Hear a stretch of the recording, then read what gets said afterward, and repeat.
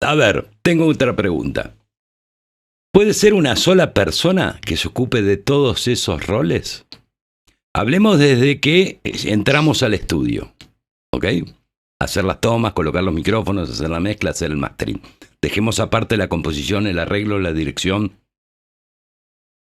Esta respuesta es súper amplia porque en la antigüedad la banda la tomaba el productor y le ponía dinero, la llevaba al estudio y en el estudio le pagaba a un ingeniero de grabación, uno de mezcla, uno de edición, uno de mastering, todo por separado.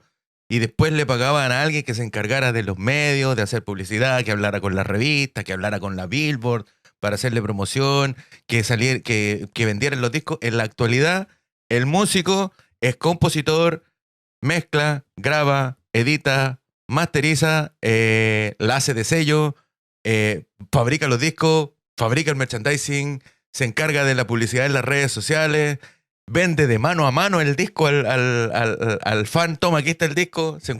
Ahora el músico hace todo. Así que sí se puede, pero hay que darse un espacio entre uno y otro para desconectarse de un proceso y poder entrar al proceso siguiente con la cabeza limpia. Opino que poderse se puede, pero creo que no es nada recomendable. No, creo que se pierde la subjetividad de todo lo que estás haciendo. De hecho, a mí me gusta poner siempre para esto el ejemplo de otro músico, gran músico de metal, como es Devin Townsend, que es un tío que compone, arregla, graba, hacen prácticamente todo él y funciona.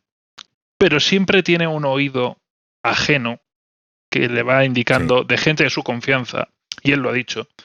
Y por lo general también ha dicho que no se encarga del mastering.